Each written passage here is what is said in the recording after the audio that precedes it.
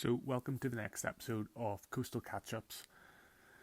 This episode, I am doing it by myself. I maybe mentioned in the last episodes that I would try and get some people while I'm on my travels to interview, but to be honest, is just too much faff. So I thought instead of pestering people to ask them questions, I thought I'd just give you my insight to what I've observed during my travels, and hopefully I can give you enough information that it's entertaining and gives you a flavour of some of the features and issues I've came across. So in this episode, I am covering a couple of places I visited in Australia, and in general, it's going to cover one of the largest sand islands in the world. Then I'm going to chat about some of the behaviours of humpback whales and how intelligent they are and what they get up to. And then lastly, we're going to chat about what colour should coral reefs be, and one of the interesting sites on the Great Barrier Reef. So hope that piques your interest. If you want to keep updated on the episodes, make sure you subscribe to the Coastal Catch Up email newsletter. And yeah, I hope you enjoy the episode. It's all about Marie and the coastal sea, aquatic life and everything in between. So sit on down and take a seat. Coastal catch-ups with the Stampede. So the first site I'm going to talk about is called Gary. Now, when I've heard other people say that it sounds really good in an Australian accent, it sounds like I'm just saying Gary as in the name Gary, and it is probably more well known as Fraser Island, but Gary is the traditional name given by the traditional landowners of the island, and that's the Bicella people. So when I'm talking about Gary, I'm talking about Fraser Island, but it was officially renamed the Gary this year. So the Gary is one of the largest sand islands in the world. It's over 100 kilometres long, and it's a designated World Heritage Site. So it's an important site. The name actually means of a beautiful white spirit, and when I'm talking about the formation and the landscape here, you'll probably get why it's called that, and it comes from the silica sand which is located on this island, and it's bleached white. The silica sands give all the sand this really beautiful white appearance, so you can see that on the beaches and on the sand dunes as well. Fraser Island, that name came from a guy who got shipwrecked on the island in the 1800s and decided to name the island after himself, which is what they did back then. But I'll refer to it as Gary here, the traditional name. So the island is over 100 kilometres long. As I mentioned, it's a World Heritage Site. It is formed by the deposition of sand over millions of years. There's a couple of volcanic outcrops around the area, and when the water is flowing around, those outcrops help to reduce the velocity in the water and allow the sand to be deposited. And over millions of years, it's built up this sand island, as well as interactions with wave currents and wind. The sand is sourced from the southeast, which they've been able to, I think, they've determined that's where the white silica sand comes from. So that's where it's flowed from. And this is we're going back when we're talking millions of years, when Australia was still connected to Antarctica. So the formation is a complex one, something I can't describe in not too much detail right now. But yeah, so that's roughly where it's formed from. And nowadays it's created a range of different habitats, including rainforests and dune lakes.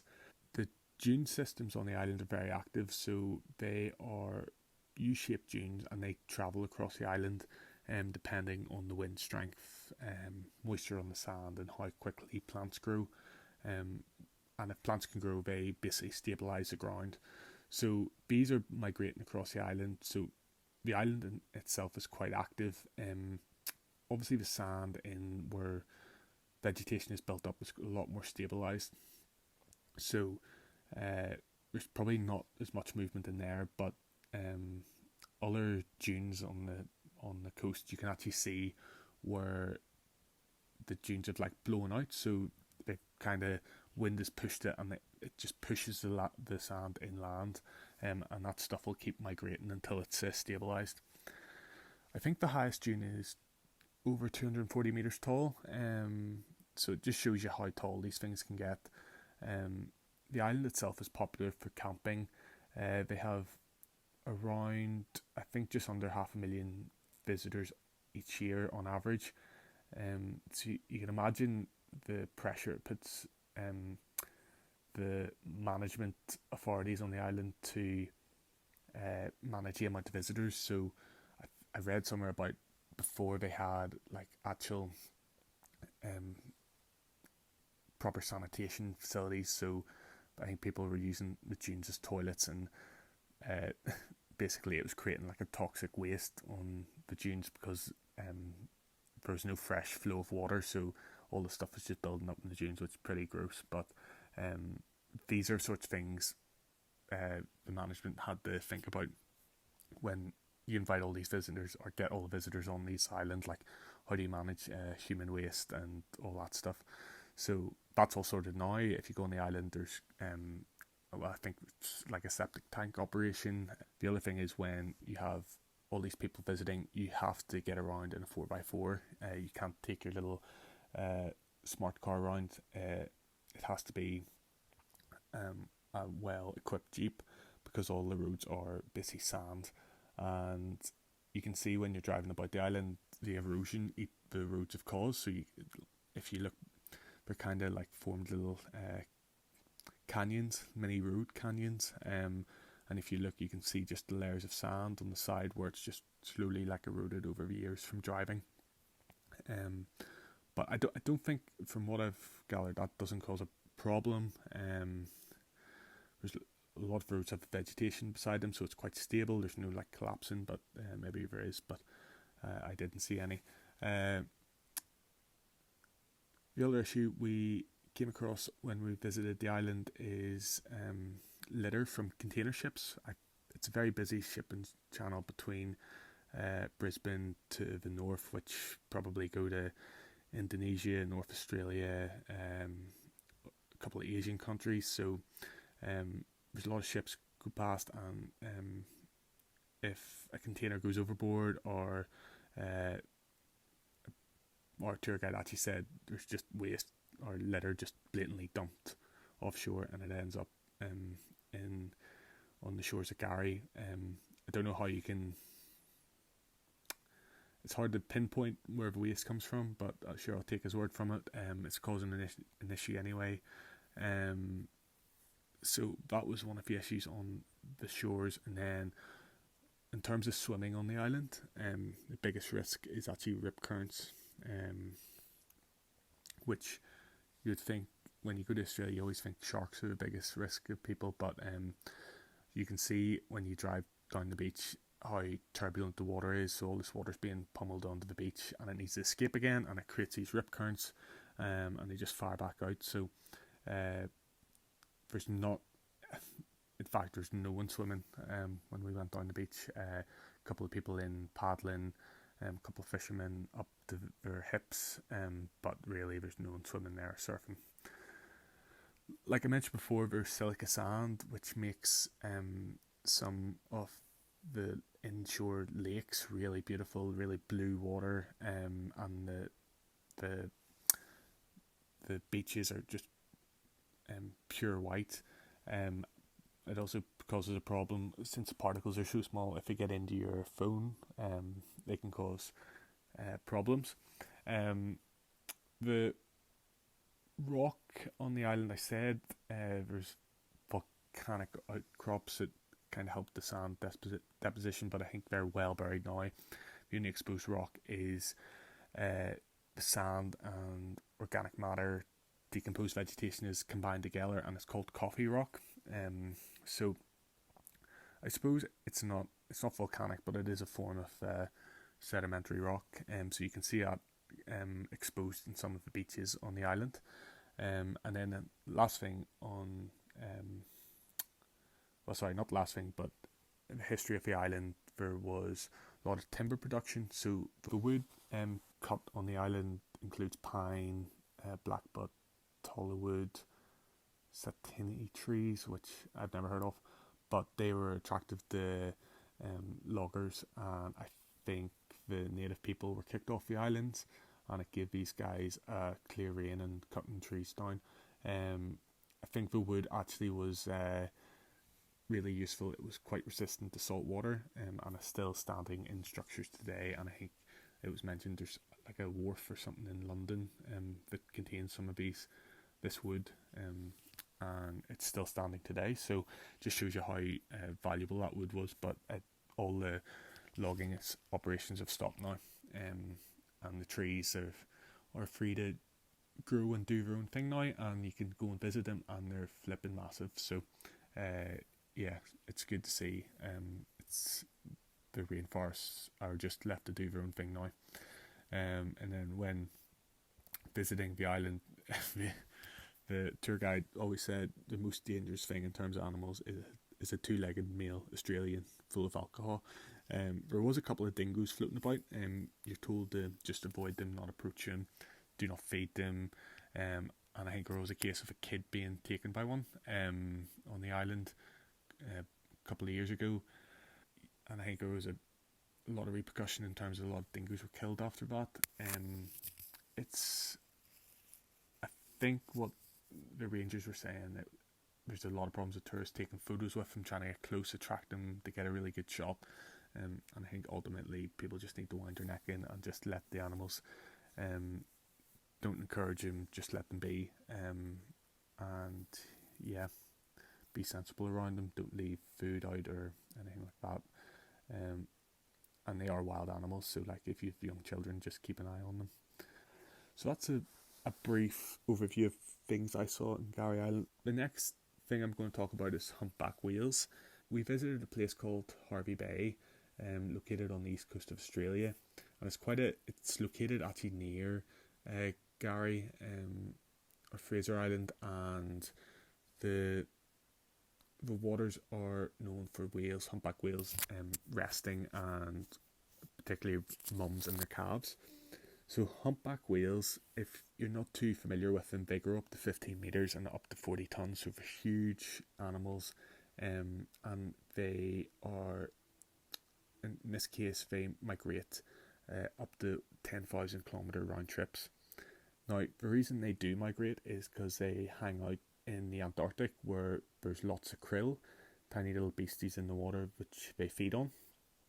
But the problem is they can't give birth to their calves in that cold water because they wouldn't survive without the necessary blubber to keep them warm. So what they do is migrate north, and in this case up the east coast of Australia towards the reefs in the warmer water. Then they mate and give birth, and then they come back.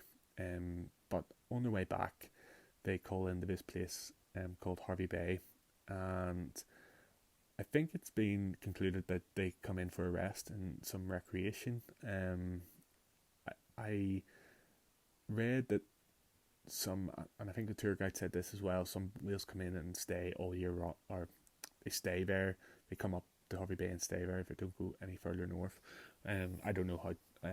I don't know much more about that, but basically it's a good spot to view humpback whales.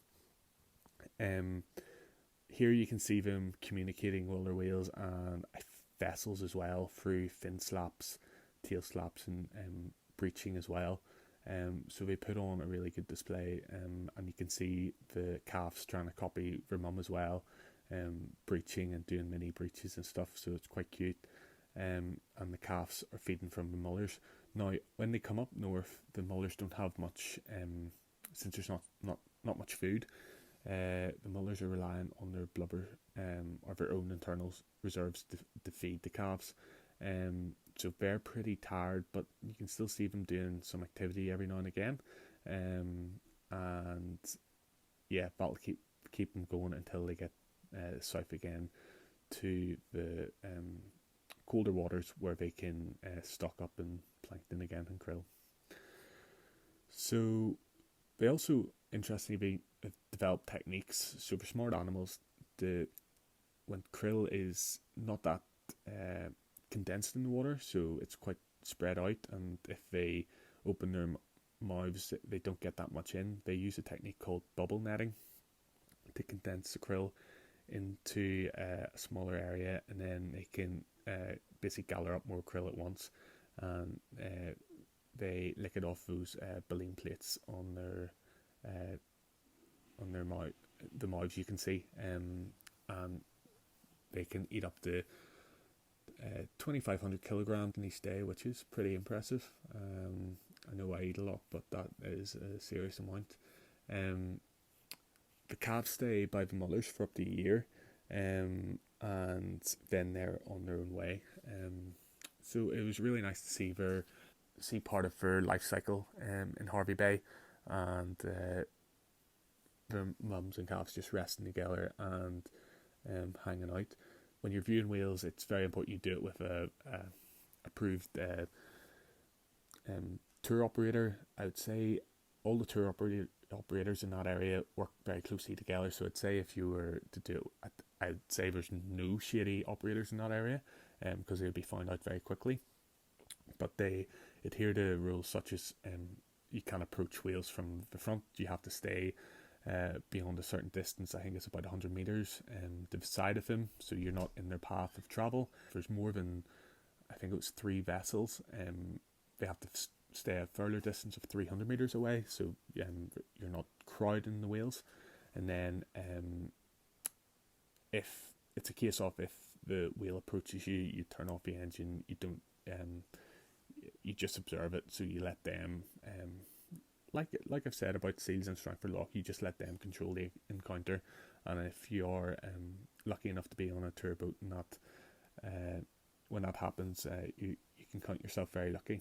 Because I have heard about whales when they the mum whale lets the calf go up and explore the tour operator vessel, so they're not actually too worried about their calf getting hurt. So it just shows you how switched on they are, and kind of know what the boats there aren't there to do any harm.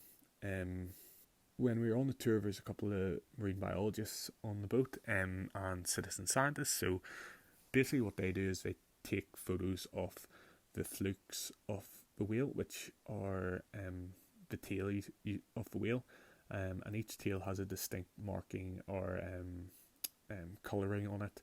So what they do is basically take a photo of the tail and then upload it to an online database where artificial intelligence will work out whether this whale has been sighted before, and it basically tracks whales. So it's a nice way. You obviously have to be into your photography, but it was pretty cool to see that people were getting involved in citizen science that way. And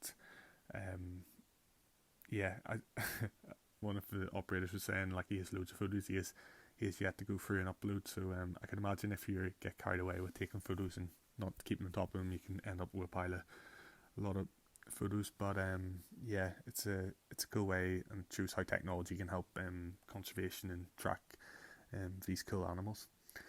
There's also you can hear whale song on the tours, so they use a hydrophone as well. They learn that over their lifetime, and then you can hear them when they pop the hydrophone in the water, which is also pretty cool. Hervey Bay is very proud of their whales, so each year they do an annual Hervey Bay Whale Festival, and they do a paddle out for whales. So it means a lot to the community, and obviously the tourism brings in a lot of income to the community as well. So it's a nice way to celebrate the importance of the whales and what it provides to the community. And in return, the tour operators operate in a responsible way and ultimately look or promoting the conservation of the whales by educating people, and that's citizen science stuff I was talking about as well. So a nice relationship there. The last site I'm going to talk about is Lady Elliot Island, which is on the southern end of the Great Barrier Reef. The island is actually made up of coral shells, so if you actually go on the beaches, the island itself is old coral, and I'll just tell you briefly a bit about coral. So they are shells, so they contain tiny polyps and algae, and the polyps they secrete calcium carbonate, which form a skeleton, and then they're the bits you'd find on the beach. So when it's in the water, it's a symbiotic relationship between the algae and the polyps. So the algae photosynthesizes, but basically move in to the skeleton, and they photosynthesize, create energy, and then the two basically rely on each other. Coral spawning takes place in November and December after a full moon, which sounds quite spooky. It's something I haven't witnessed or I don't know too much about, but it sounds pretty cool. So if I ever hear more about that, I'll give you more detail on that. Or if you're listening and you know more about coral spawning events, that would be pretty cool. So please get in touch. So yeah, it's like I was saying, the algae gives the coral its colour, and the most people they think coral is very colourful, but it's mostly green and brown, and that's a sign of a healthy coral reef. So yeah, you get some cool colours, but mostly it is that green and brown. So yeah, it's very much like we get a lot of green and browns around our waters, and they're still beautiful in their own right. So I also saw PADI UK, which is a scuba diving organisation. They were talking about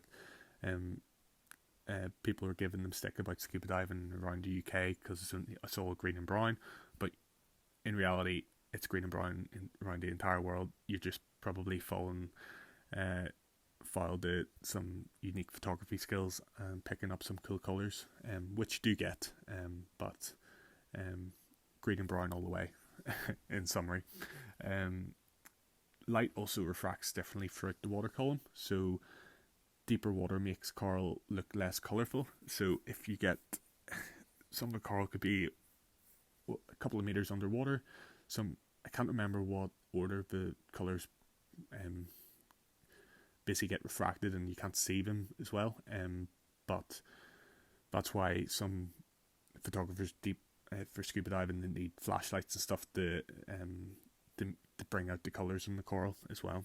This site we visited, it is a form of ecotourism, and it basically they are business at the end of the day. They're there to make money, but they're doing it in a way that teaches people about the coral reefs and the wildlife on the island, which is, in my mind, a very sustainable way to do it, because people need to make money, but they need to do it in a sustainable way. And I think by teaching them about it and getting them involved in education activities and ways they can get involved, I think it's the way to go.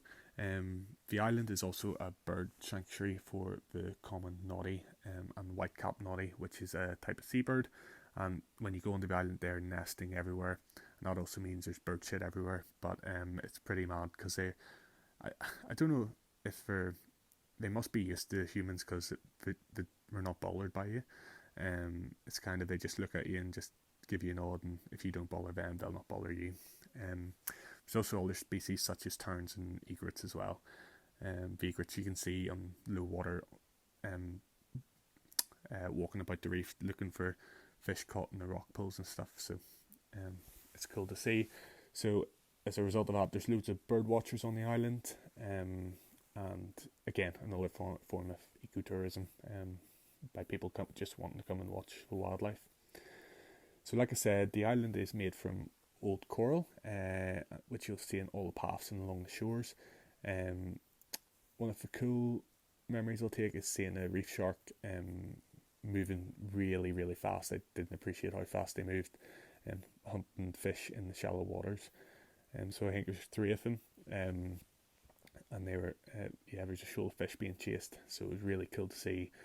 There's also green turtles, which is listed as a endangered species, and these guys aren't actually sexually mature until 30, 40 years of age, which just shows you almost how vulnerable they are as well, if that's slow rate of reproduction.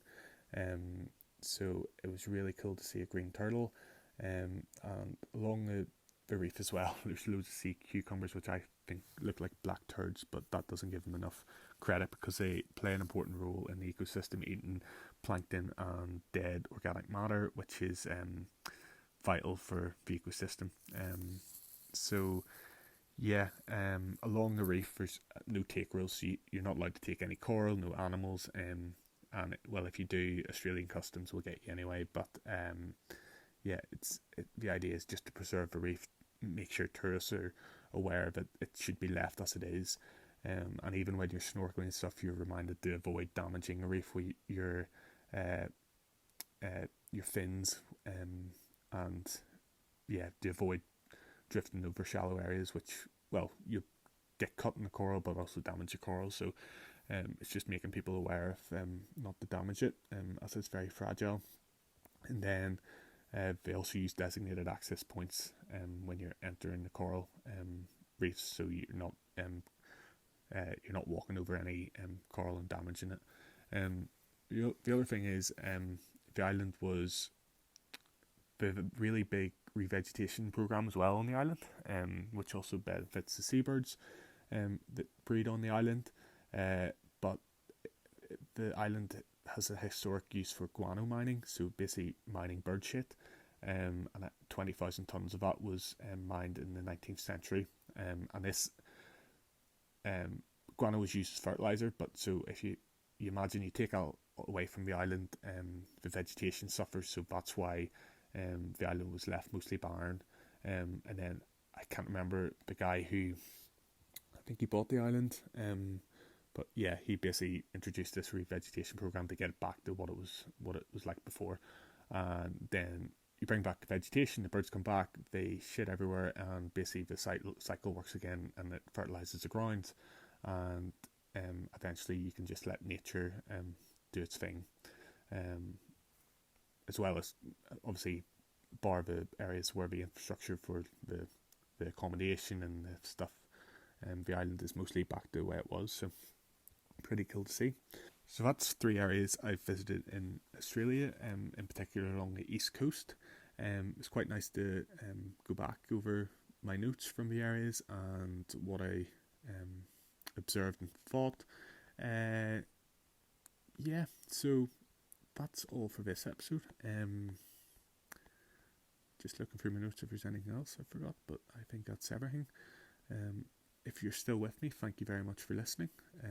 Maybe I've inspired you to go to Australia and have a look yourself, but if not, hopefully my notes are the next best thing. And I'll try and going to try and get another episode out in the next 2 weeks as well, on a completely different area. So if any of the things in this episode have sparked your interest, I'd love to hear from you. Let me know if you have any questions, anything you think I'm wrong about, anything you think I'm right about, let me know. And I think that'll do us. So I'll see you in the next episode, and thank you very much for listening to this episode of Coastal Catch-Ups.